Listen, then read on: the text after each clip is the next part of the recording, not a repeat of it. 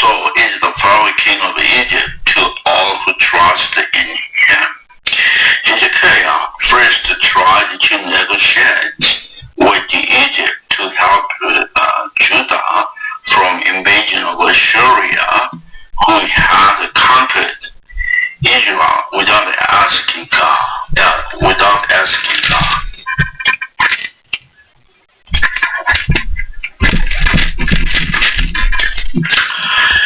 So right here is a map, the chapter verse 4, the Jordan city right there.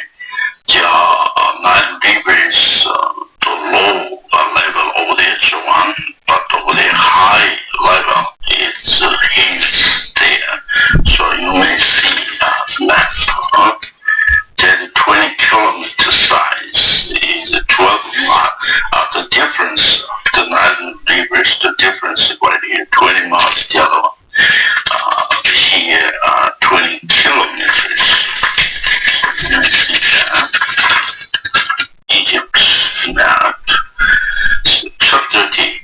Would you rebellious children, says the Lord, who take counsel but not of me, and who devise plans but not of my spirit, that they may add sin to sin. Verse 2. Who walk to go down to Egypt and have not asked me advice, to strengthen themselves in strength of Pharaoh, and to trust in the shadow of Egypt. So question 1 here, in the attack of Assyria, who was cruel, Judah took a human counsel to go down to Egypt, which would help. When we face urgent difficulties, we tend to search an easy way without the counsel of God, or without asking in prayer to the Lord. That's according to the flesh, or after flesh, rather than after spirit, or according to the spirit. Because the things of the flesh cannot glorify God or please God. Romans 8, 4-8. You may read that. Basically, the work of flesh is always against the work of the Spirit. Verse 3. Therefore, the strength of the Pharaoh shall be your shame, and trust in the shadow of Egypt shall be your humiliation. Even Egypt looked light, strong, and great help. Egypt ends in shadow, weakness, and humiliation, because nobody is equal to God. Verse 4. For his princes were at Jordan, and his ambassadors came to him. See the above map. Judah sent her princes or leaders to the Jordan in the lower Nile River, and the ambassadors to the hills in the higher Nile River. Verse 5. They were all ashamed of a people who could not benefit them, or be help or benefit, but a shame and also a reproach. Judah ended in a shame and a reproach, was without any help or without any benefit from Egypt. Verse 6-7. The burden against the beast of the south, due to a land of trouble and anguish, from which came the lioness and lion, the viper and the flying serpent. They will carry their riches on the backs of young donkeys, and their treasures on the hoofs of camels, to people who shall love profit. For the Egyptians shall help in vain, and to no purpose. Therefore, I have called her Rahab and Shabbat, or their strength is to sit still. God gives the warning against Egypt, like the beast of the south. God used Egypt as a beast. Through Negev desert, the land of trouble and anguish,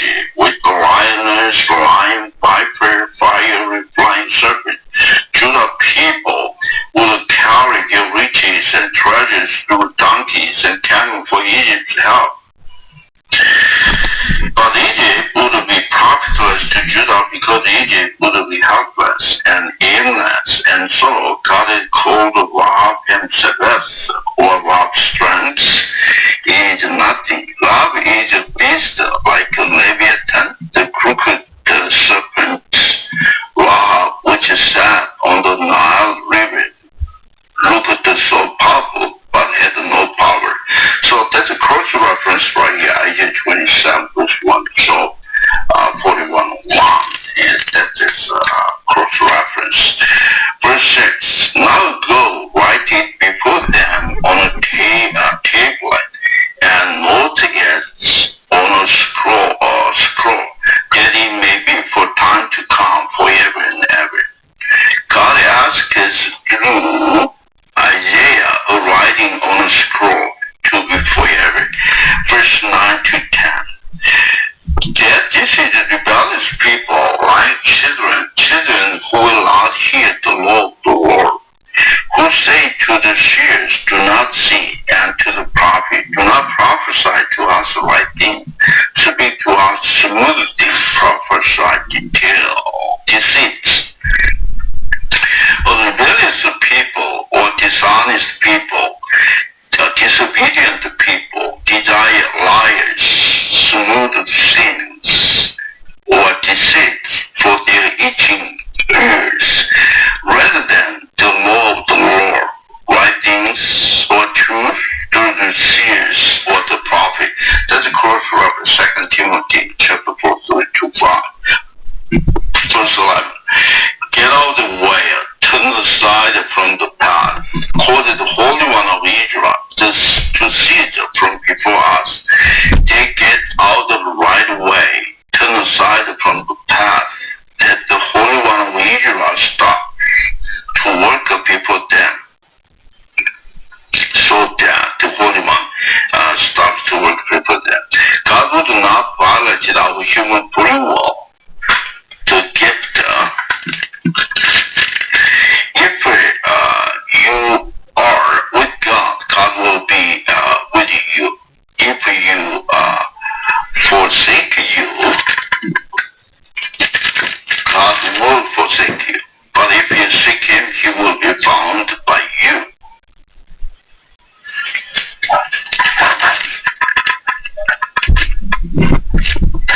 You will find Him. Okay, verse 12. Therefore, thus says the Holy One of Israel, because you despise this word and trust in oppression and perversity and rely on them. God told how they were rebellious. They despise the word of God. It is observant if you love God, you would love God's word. It's heard that many say we love God, but a few love His word. Here, in the oppression of Assyria's attack, they trust in perversity and relying upon Egyptians.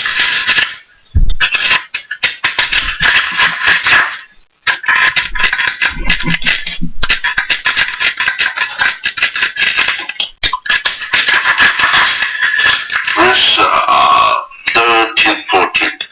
Therefore, this iniquity shall be to you like a breach ready to fall, a bulge in a high wall, whose breaking comes suddenly in an instant.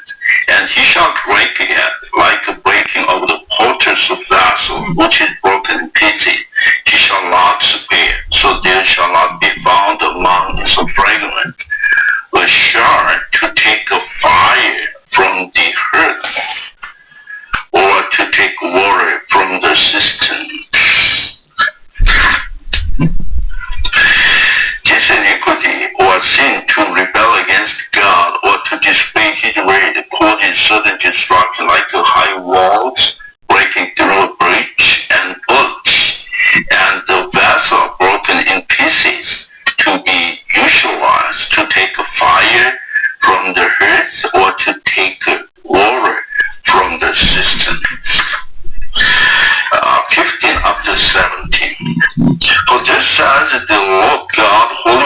Israel in returning and rest you shall be saved. In quietness and confidence shall be your strength. But you would not, and you said, no, for we will flee on horses. Therefore you shall flee. And when we ride on swift horses, therefore those who pursue you shall be swift. 1,000 shall flee at threat of one, and at threat of 5 you shall flee, till you are left as a pole on top of a mountain and as a banner on a hill. Although God asked them to return to God and to wait for Him in quietness and confidence, God will take care over Bob. God will take over it and save you from Assyrian invasion. That they rejected it because they would flee on the horses brought from Egypt, from Assyrian invasion. However, they shall flee on their pursuers shall be swift. Then in their 1,000 fleeing against one pursuer, and their people fleeing against one pursuer, and few remnants running up to top over mountain or a hill like a pole or a banner. Verse 18, therefore God the Lord will wait that He may be gracious to you, and therefore He will be guilty that He may have mercy on you. For the Lord is the God of justice. Blessed are all those who wait for Him. God is gracious, merciful, and just. He waits for you and exalts you. All those who wait for Him, who works, is blessed. Here, grace is freely given gift to you who don't deserve anything. Rebellion against God is a sin. You reserve punishment for that sin, just as calling for the judgment against that sin for the punishment.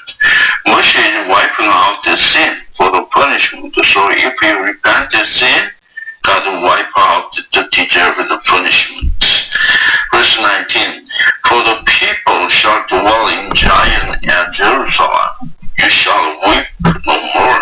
He will be very gracious to you at the sound of your cry. When He hears it, He will answer you.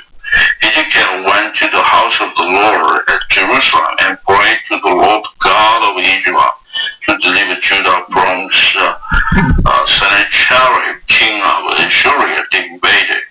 Then Isaiah delivered his word, on which God has heard. 2 Kings chapter 19, verse 20. 20 up to 26.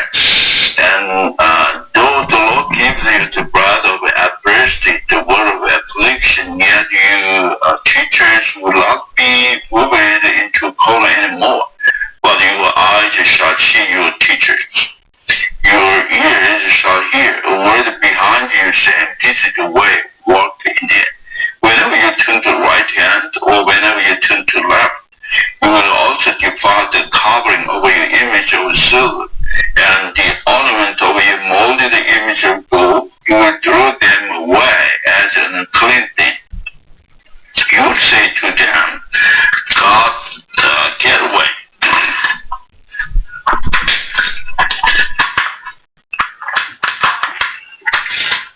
Then He will give the grain with which you sow the ground of the earth. It will be fat and plentiful. In that day your cattle will fill in large pastures.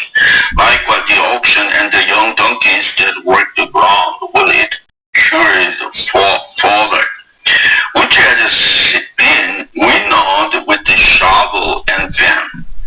There will be on every high mountain and every high hill rivers and streams of waters in the day of the great slaughter, when the towers fall. Moreover, the light of the moon will be as the light of the sun, and the light of the sun will be 7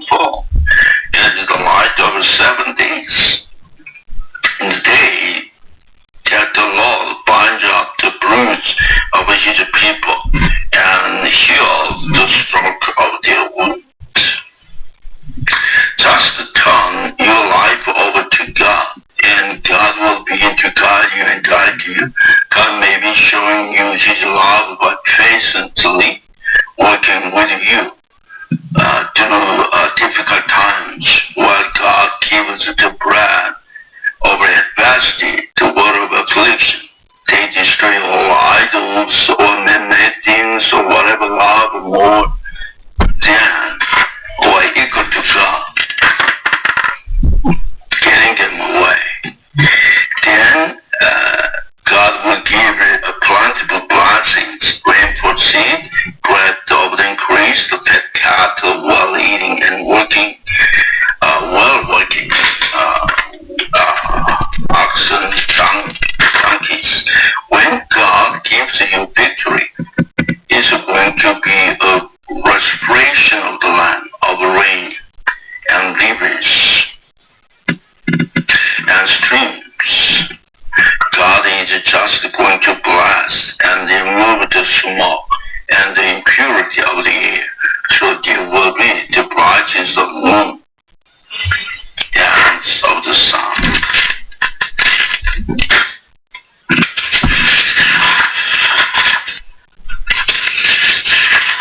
Then in verse 27 after 30, behold, the name of the Lord comes from afar, burning with His anger, and His burden is heavy.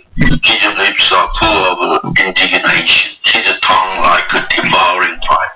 His breath is like an overflowing stream, which reaches up to the net, to sift the nations with the sieve of futility. And there shall be a bridle in the jaws of people, causing them to retire. You shall have a song, and in the night, when a holy festival is kept, and the gladness of heart, as when one goes with the flute to come into mountain of the Lord, to the mighty one of Israel. The Lord will cause His glorious voice to be heard, and show the descent of His arm, with the indignation of His anger, and the flame of a devouring fire, with scattering tempest and hailstones. Now God talks about the great tribulation period against the enemies of God on the earth in the light of His anger, full of indignation, His tongue like a devouring fire. But you will be rejoicing with the gladness of a heart as one who is going in to worship God, coming in to meet with God.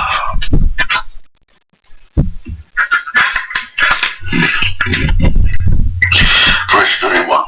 For through the voice of the Lord, Assyria will be beaten down, as He strikes with the rod, and every place where the step of punishment passes, which the Lord laid on me, it will be with the tambourine and harp, and in battles of a brandishing, He will fight with it. The Assyrians, 185,000, were killed by the angel of the Lord in a certain night. Sennacherib, king of Assyria, ran away and was assassinated, as God told here. Then the Judah was worshiping God with tambourines and harps. That's relevant evidence, right? Close reference. 2 Kings 19:35-37. 33. But Tophet was established of God. Yes, for the king is prepared. He has made it deep and large. It's a pirate, it's a fire with much wood. The breath of the Lord, like the streams of brimstone, kindles the earth. Sheol, the Hebrew, or Hades, the Greek word, is it hell, or fire of hell, at death, or His return in heaven. Abyss, ABYSS, or bottomless pit, the bound place for Satan, upon Jesus' return on the earth.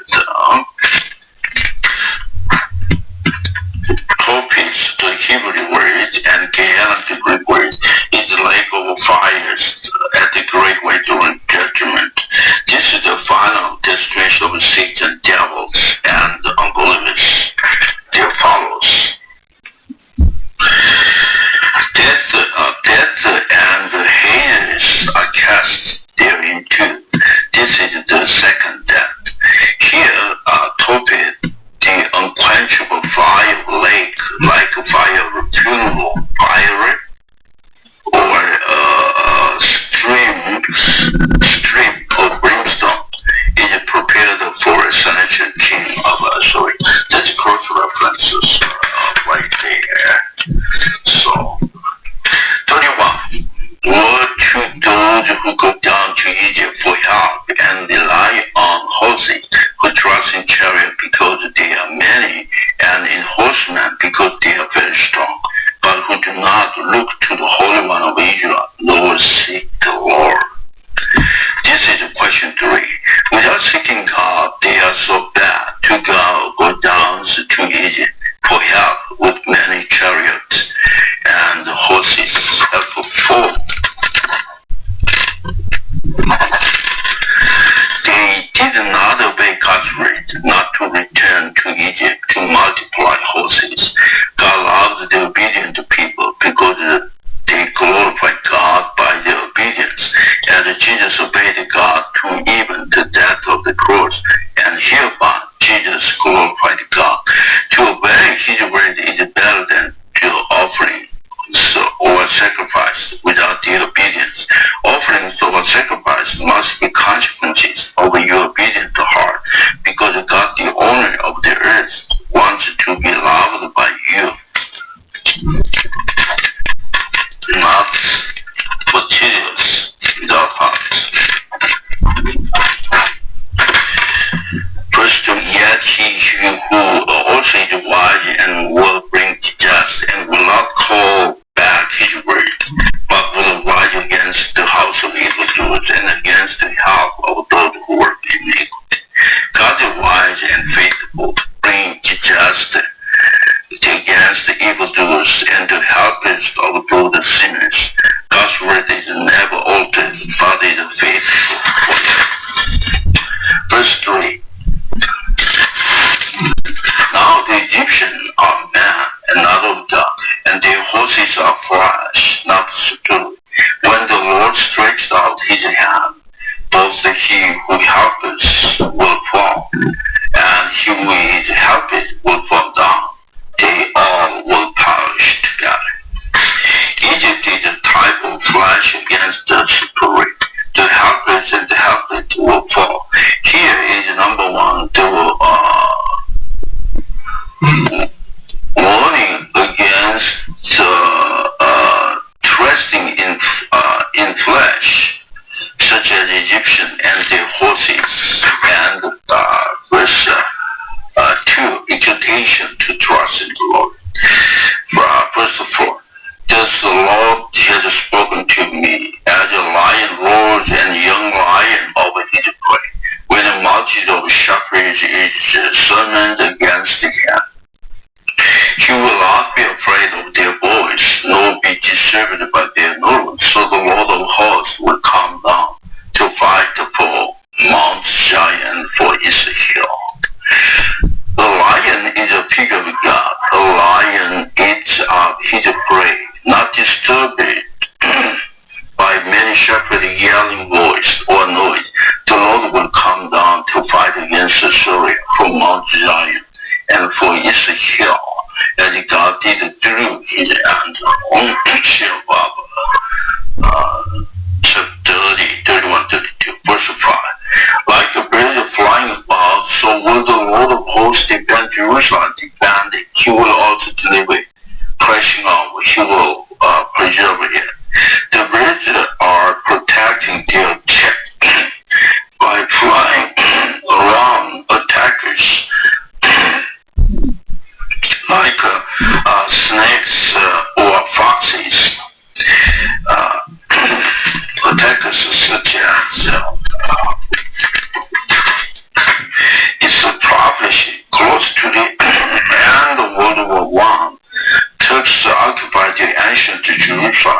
Then British forces messages were flying over the city of Jerusalem continually in the night. The Turks fled away from Jerusalem. So Jerusalem was able to be protected.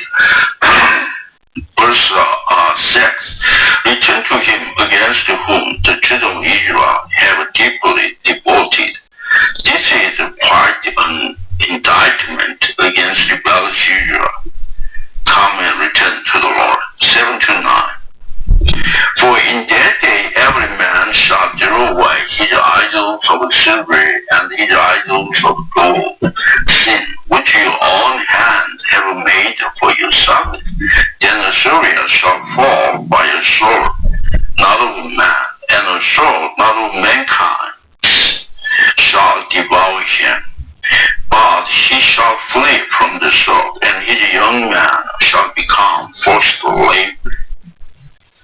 He shall cross over to his stronghold for fear, and his princes shall be afraid of the banner, says the Lord, whose fire is in Zion, and whose furnace is in Jerusalem. In a day they will throw away all idols, man-made things, or things which they love more than or equal to God. God miraculously delivered them from the Assyrians through the sword of angels. Assyrians were stricken and ran away with the fear of God of Vienna and the fiery protection in Zion and in Jerusalem in chapter 31-32. Don't trust in Egyptians, their chariots, horses, or flight. Trust God. He will direct you for ultimate victory. Even in difficulties, you may rejoice in Him, who handles them in His way, handles His time and His good purpose. So we covered all the questions. Let's see, right here, page 9, the Lord continued with the church, to Acts chapter 29. And is 10, continue to pray for joyful thankful and save for mission, first step tour for education and evangelism during next month, the end of October. So good news right here. We the following the Lord's direction to share gospel in season or out of season. So continue to keep on praying. Also, last one, keep on praying for Muslim country for soul.